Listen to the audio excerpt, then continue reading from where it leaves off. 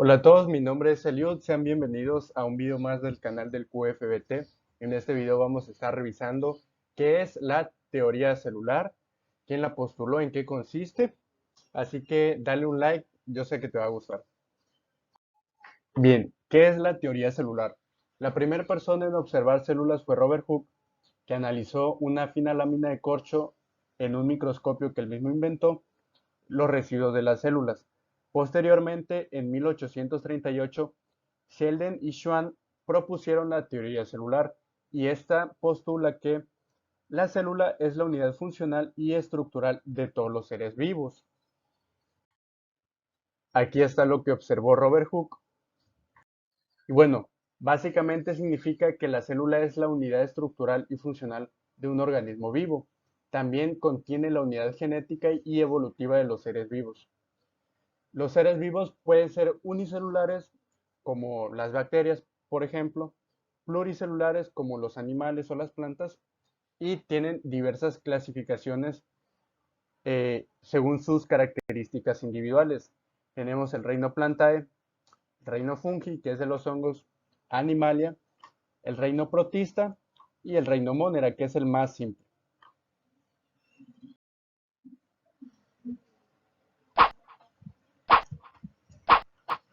Sheldon y Schwann afirmaban que los organismos eran agregados y llegaron a la conclusión de que una célula es la unidad estructural básica de todos los organismos y que por ende todo organismo vivo está constituido por una o por múltiples células. Este es el enunciado.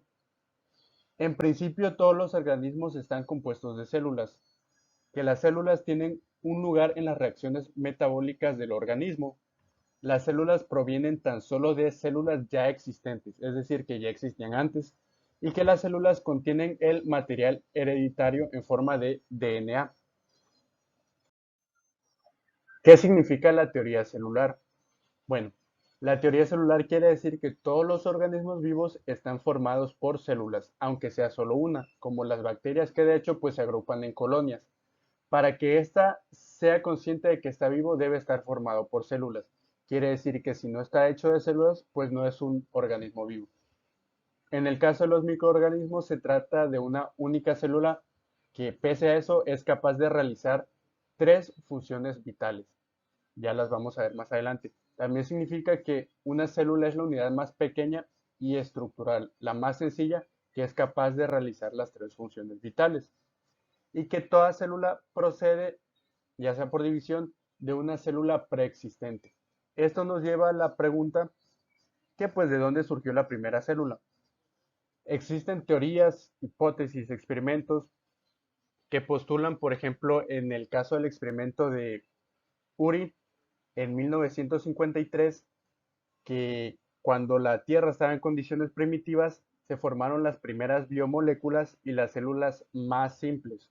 Esto lo propusieron a través de un experimento en el que colocaron agua y moléculas inorgánicas, aplicaron descargas eléctricas en un vidrio estéril y posteriormente encontraron pues agregados moleculares muy similares a la de los organismos unicelulares más simples, como por ejemplo la ribosa, etcétera. Muy bien, ahora vamos a nombrar las funciones celulares que necesita tener una célula para ser declarada viva. La primera es la nutrición, que consiste en la obtención de materia y energía del medio externo para poder realizar funciones vitales que repongan la materia perdida por el desgaste.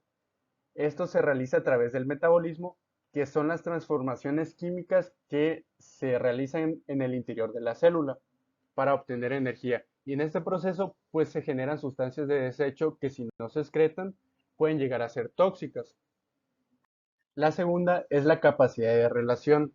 Consiste en la capacidad de una célula para responder a los cambios en el medio externo, es decir, a los estímulos. Es la capacidad que le va a permitir a los organismos adaptarse a los cambios que ocurran en el entorno y así poder sobrevivir. La otra es la capacidad de reproducción. Consiste en la capacidad de una célula para generar copias más o menos exactas de sí mismas. En organismos unicelulares, esta capacidad origina nuevos seres. Para los seres pluricelulares, La reproducción produce células nuevas en el crecimiento y repone las que ya murieron o las que se perdieron. Muy bien, todas las células tienen diferentes tamaños. Vamos aquí a mencionar algunos para ir entrando en contexto de la estructura celular. El tamaño de una célula se mide en micrómetros y esto significa la millonésima parte de un metro.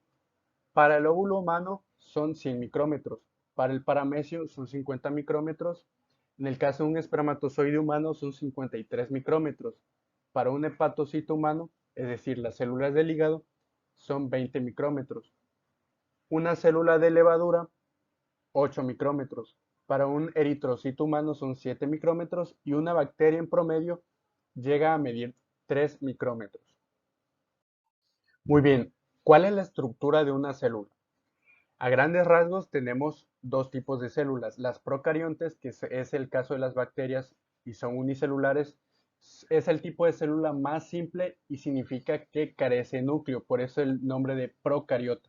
En el caso de la eucariota, pues son células de mayor tamaño, más complejas y que poseen un núcleo definido en el que organizan su material genético en forma de cromosomas, que es precisamente lo que carece una célula procarionte. Es más pequeña y es más sencilla. Constan de una membrana celular que la separa del medio externo y de un citoplasma en el que están dispersos el resto de organelos. ¿Cuál es la forma de las células? Generalmente las células vegetales tienen formas más regulares y definidas, ya que están encerradas en la pared celular, que está compuesta de celulosa. Eso en el caso de las células vegetales, ya que las células animales tienen formas mucho más variadas. La forma de una célula va a estar relacionada directamente con la función que desempeñan en el organismo. A este proceso de transformación en el que una célula se adapta a la función que va a realizar se denomina especialización celular y en la mayoría de los casos es irreversible.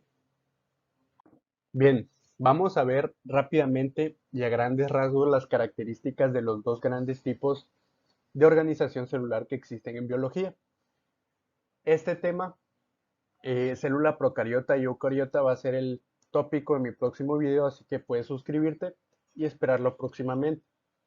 En el caso de las células procariotas tienen menor tamaño, que va de 0.3 a 3 micrómetros, y en el caso de las células eucariotas tienen mucho mayor tamaño, que va de 5 a 20 micrómetros. Son menos complejas las células procariotas y más complejas las eucariotas. Una célula procariota tiene el material genético disperso por su citoplasma. En el caso de una célula eucariota, pues lo tiene bien organizado y empaquetado en el núcleo, que es una estructura muy especializada. Las células procariotas no poseen organelos, a excepción de los ribosomas, y una célula eucariota posee organelos específicos que realizan funciones específicas. Por ejemplo, la mitocondria se especializa en producir energía en forma de ATP. Los organismos más numerosos son las bacterias en el caso de las procariotas y en el caso de las eucariotas pues existen reinos protistas que son organismos que por sus características raras pues están eh, organizados en ese reino. Los hongos son organismos eucariotes que no poseen movimiento, una característica de las plantas, sin embargo, se alimentan de materia orgánica, es decir, son heterótrofos, como los animales. Las plantas, bueno, son organismos que no poseen movimiento y que son autótrofos, producen su propia energía. Los animales sí poseen movimiento, pero se organizan de materia orgánica, es decir, son heterótrofos. Muy bien, aquí tenemos una imagen de una célula eucariota animal. Como ven, es más grande, más compleja y posee organelos en el citoplasma que realizan diferentes funciones. El citoplasma es el espacio, es un fluido en el que se encuentran disueltos azúcares, iones, proteínas, principalmente agua, y bueno, contiene los demás organelos. Una membrana que delimita la célula de su medio externo y un núcleo en el que se encuentra el material genético de la célula. Bien, ¿en dónde encontramos a la célula? en estos bloques básicos de organización de la materia. Al menos desde el punto de la biología, una célula por sí misma ya es capaz de denominarse viva porque puede reproducirse, se puede nutrir y puede relacionarse con el entorno por sí misma propiamente dicha. Sin embargo, si miramos más abajo, pues la célula está formada por organelos y estos a su vez por moléculas, macromoléculas que están hechas de átomos. Sin embargo, los niveles abióticos no cumplen las tres características y por ende no son organismos vivos. Es hasta entonces que una célula se une o se relaciona con otras células para realizar funciones específicas en forma de un tejido. El tejido es la parte que conforma un órgano y muchos órganos, si se relacionan con otros órganos, van a darnos lo que son los aparatos y los sistemas. Y un individuo que funciona a través de aparatos y sistemas también se denomina un ser vivo. Bueno, resulta que los seres vivos se asocian en forma de comunidades formadas por poblaciones y finalmente cuando muchas comunidades se unen, pues forma el ecosistema. Y esto termina en una ecosfera, que es nuestro planeta Tierra. Muy bien, a modo de conclusión, podemos decir que si tenemos células, estamos tratando con seres vivos y que por ende un ser vivo debe de estar formado de células. Si no está hecho de células, pues simplemente no es un ser vivo. Puede caer en el nivel subcelular o molecular, como es en el caso de las cadenas de DNA que pueden replicarse, pero necesitan de una célula. Por ejemplo, también los virus pues son biomoléculas, ¿no? Son agregados de proteínas y ácidos nucleicos, sin embargo, por sí mismos no pueden replicarse, no se pueden reproducir, no se pueden relacionar, necesitan de una célula, necesitan de un huésped, entonces no son seres vivos. También agregar que muchas enfermedades tienen su origen o su fisiopatología al nivel celular y que por ende es importante estudiar a la célula para poder entonces conocer el origen de las enfermedades y desarrollar fármacos, desarrollar terapias, prevenciones que protejan precisamente este nivel celular, porque en el caso de los organismos pluricelulares, pues si una célula se ve afectada, pues el tejido se va a ver afectado.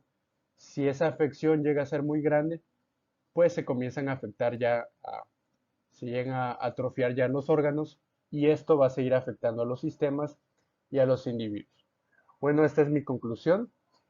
Si este video ha sido de tu agrado y te gustó, pues dale like, suscríbete y comparte para que podamos hacer el video de células eucariotes y procariotes.